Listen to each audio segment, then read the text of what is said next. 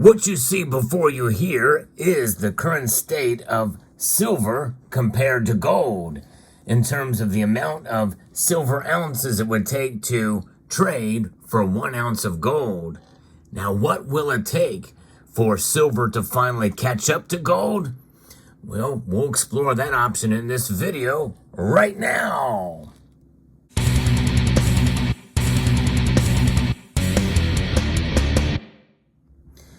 Gold has far outperformed silver. As most of us know, the gold to silver ratio is very, very high right now. There's a number of reasons why that is occurring that I've talked about on this channel before, but I'll remind you that most of it is due to people hoarding gold. That's right, holding on to gold. Silver is mostly consumed. That's really the bottom line, and that means that silver is viewed differently than gold nowadays. For the most part. Now, there are aspects of silver's duality nature that are profound. Silver indeed is a monetary metal, but it is also an industrial metal. The important about the supply of the silver market is what hinges about the comparison to the supply and demand fundamentals that are going to move the price. But it's not really been happening the way many of us think, because there has been supply deficit since about 2021 for gold. There's a new report from the U.S. Geological Survey that indicates a significant increase in discovered silver reserves in the ground. Like in last year, in 2023, the reserves were expected to increase from 550,000 tons to 720,000 tons. So at current mining levels, where they're at right now, this report says there's enough silver for about 27 years. And there are two countries that are primarily responsible for the increase in these reserves. Russia, whose in-ground reserves have almost doubled to 92,000 tons, and Poland, whose reserves have increased to 170,000 tons. Well, Mexico is the largest producer in 2022. Where are they at in this report? I don't know. I'm just reading from a piece from XTB that discusses this. But nonetheless, Poland has jumped into the leading position in terms of holding the largest amount of silver in the world, overtaking Peru. And again, you look back through the silver production, and Poland was way down the list. 1, 2, 3, 4, 5, 6th in the list, and now they moved up to the top. So the silver market and mining sector is shifting greatly here in this. It's interesting to see what's happening with that, with silver production and with where the market is there. But will silver catch up to gold? And that is the question here. Well, this newly discovered reserve expectations in the ground is quite remarkable, which is why, in part, when you look at that and the potential to tap that silver is maybe part of the reason why the price is lower than gold. But we know the mining ratio to the amount of silver in the ground compared to gold is anywhere between 7 and 9 to 1. And many people make that case that silver should be much higher.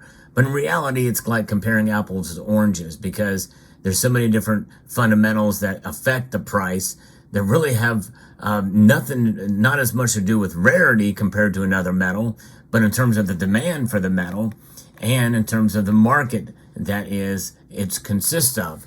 And there's no question, silver as a metal is largely consumed in electronics and is becoming more and more dependent on economic factors.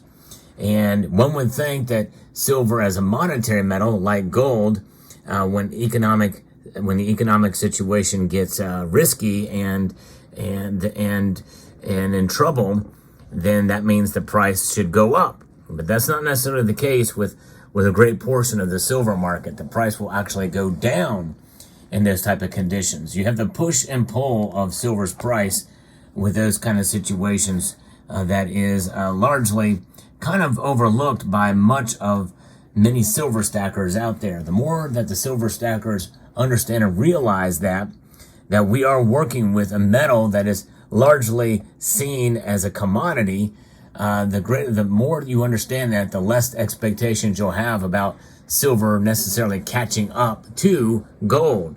Can it still happen? Yes, it can, because most of us, even those who realize those fundamentals about the silver market now, still see silver as undervalued. And I believe it is. We did see an influx in 2020 of stimulus from central bank stymies.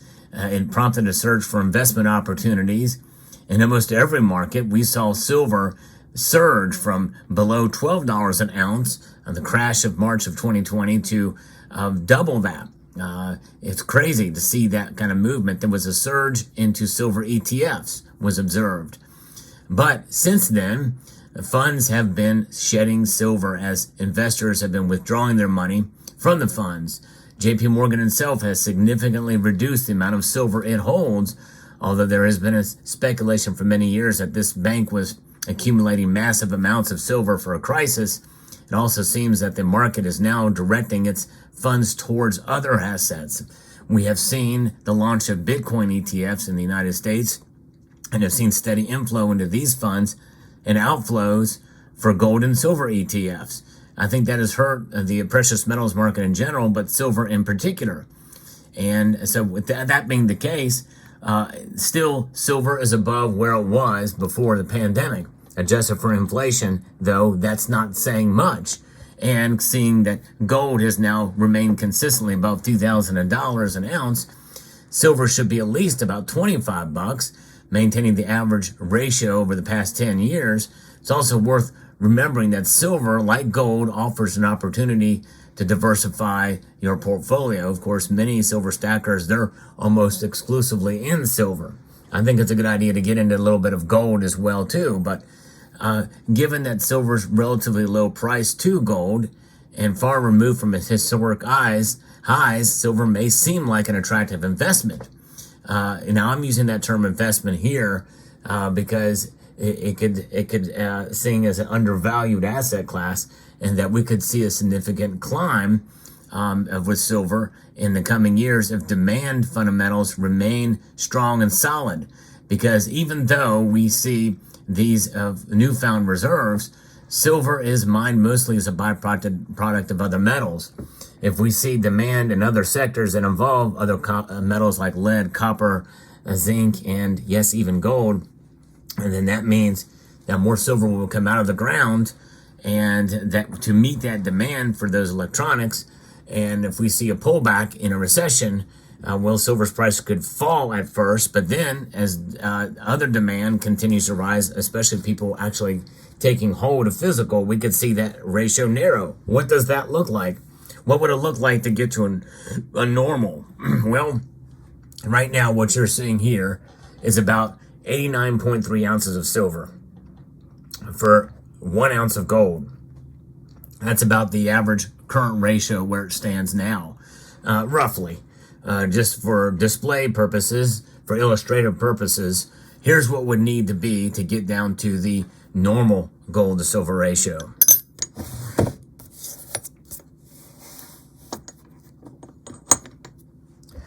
There it is, right there. That is about 52 ounces right there, about 52 ounces. And many people feel that is the what the gold to silver ratio should be. And that seems like a strong and a tall order to get to that gold to silver ratio, given where we are at right now. It would be amazing to see that happen again. That was really what it was before about 2020 and the like. But now here we are sitting in these high numbers. And part of I think in order to get here, it would require central banks to let go of some of their gold. That is part of the biggest reasons why gold has been so high. Gold has been so high and stayed high because central banks have been holding it. If central banks were to let go and sell some of that gold, I think it would affect the price of gold to the downside, or at least it not increase much more. Whereas silver, an increased demand and not enough supply to meet demand on a consistent level, taking into account that realizing that this year we're expecting some mining increases of mining of silver this year, but also recycling may fall off a bit.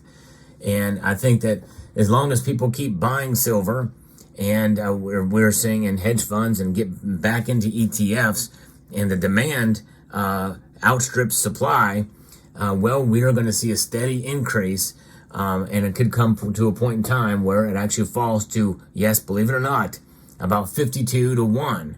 And that would be a huge, massive victory for silver, although I think it's kind of unlikely that we're going to see that this year. Potentially, that very well could come down the pike in due course. And that's just the normal. That's just getting back to normal. But that would be essentially what would be needed in that time frame. Now, how long will that take? I don't know. I think it would span probably a couple of years in order for the gold to silver ratio to narrow. And it would have to have a lot of things that would come into place that happen at the same time. One of which is being the interest rate cuts. I think they're going to be coming in July. And I think that very well could lead to silver outperforming gold during that time. Although I'm a little bit dubious about that, just because we have hoped for so long for that to happen, and it has not occurred as many people had thought and planned. But I think certainly we will see that ratio narrow at least some during that time. But I think we also have to understand that there are other factors that are at play. And a lot of them, if they do lower interest rates, that means that it's likely they're perceiving a recession down the pike. That recession means less demand for silver. And even though government mandates are for like photovoltaics, green energy solutions that are, quote, recession proof, so to speak, I think it's going to have somewhat of a marginal effect, because already we're seeing a fairly good increase in the mining or in the utilization of silver for green energy projects. There have been hiccups such as electric vehicles. That market is really hurting now, and we're seeing cutbacks in EVs, and that is only a matter of time before that kind of demand will be stifled, and photovoltaics may be able to fill that gap. Now, we don't know, we'll see. But if demand continues to hold strong, then we may see a gradual within maybe 2-3 years to get to silver catching up to gold. In other words, a normalcy between the two metals. But it will, by and large, be based off of industrial demand and industrial factors and factors that affect it as a commodity. If the market's got to move to the upside in order for silver to really prove itself in comparison to gold, which means that the nature and the fundamentals of silver will remain as they are now, even if it does catch up. So let me know what your thoughts are down in the comment section down below. I would like to extend a multitude of gratitude to each and every one of you for watching, and to encourage you to please rate, share, comment, and subscribe.